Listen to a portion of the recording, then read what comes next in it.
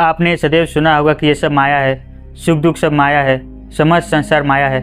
आज हम इसी माया का विवरण करेंगे। माया वह शक्ति है जो सत्य को ढककर असत्य को सत्य के रूप में प्रस्तुत करती है। माया का अर्थ होता है मिथ्या। यह एक ऐसी शक्ति है जो वास्तविकता को छुपाती है और हमें चीज़ों को उनके सही रूप में देखने से रोकती है। माया को एक भ्रम या मायावी शक्ति के रूप में भी समझा जाता है जो हमें सांसारिक सुखों और मोह के बंधन में बांधे रखती है। माया का काम है फंसाना।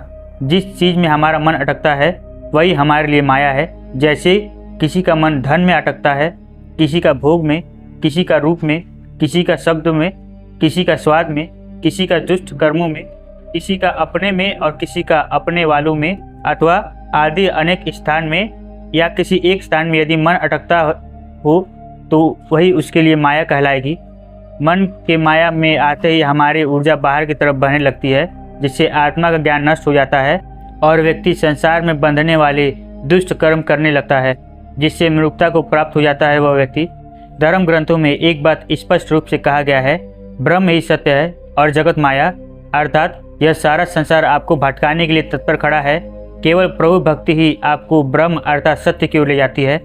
एक अन्य उदाहरण हेतु, जिस प्रकार आप स्वप्न में अनेकों स्थानों का भ्रमण करते हैं, अनेकों लोगों से बात करते हैं, आदि अनेक कार्य सपने में करते हैं, लेकिन जब आँख खुलती है तो आपको पता चलता है कि वह केवल एक स्वप्न था, अर्थात एक भ्रम, एक मिथ्या और एक माया।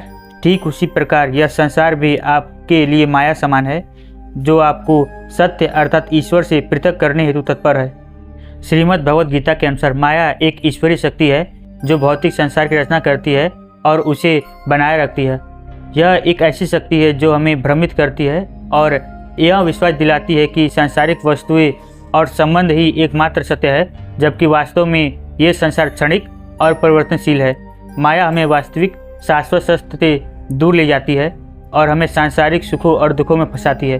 श्रीमद् भगवद गीता के अध्याय 7 के 15 श्लोक में भगवान श्री कृष्ण कहते हैं कि माया ने जिनका ज्ञान हर लिया है, ऐसे दुष्ट कर्म करने वाले मूढ़ नरों में मैं अधम और आसुरी स्वभाव वाले मेरी शरण में नहीं आते।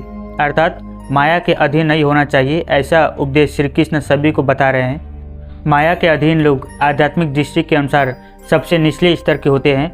ऐसे लोग आसुरी स्वभाव वाले कहलाते हैं। ऐसे लोग परमात्मा को पाने की चाहत नहीं रखते, इसलिए प्रभु की शरण में नहीं आते। माया आध्यात्मिक प्रगति में एक बाधा के रूप में काम करती है, क्योंकि यह हमें सांसारिक मोह में फंसा कर रखती है और हमें सत्य अर्थात ईश्वर से दूर ले जाती है। साथियों, सत्य का मार्ग आपको वेद और आध्यात्मिक ज्ञान से ही प्राप्त हो सकता है, जिसे प्राप्त करने हेतु आपको भौतिकता अर्थात माया का त्याग करना होगा। मित्रों, आशा करता हूँ वीडियो आपको समझ में आया होगा। अगर वीडियो पसंद आए तो शेयर जरूर कीजिए, जिससे माया का प्रचार हो सके, सनातन धर्म का प्रचार हो सके।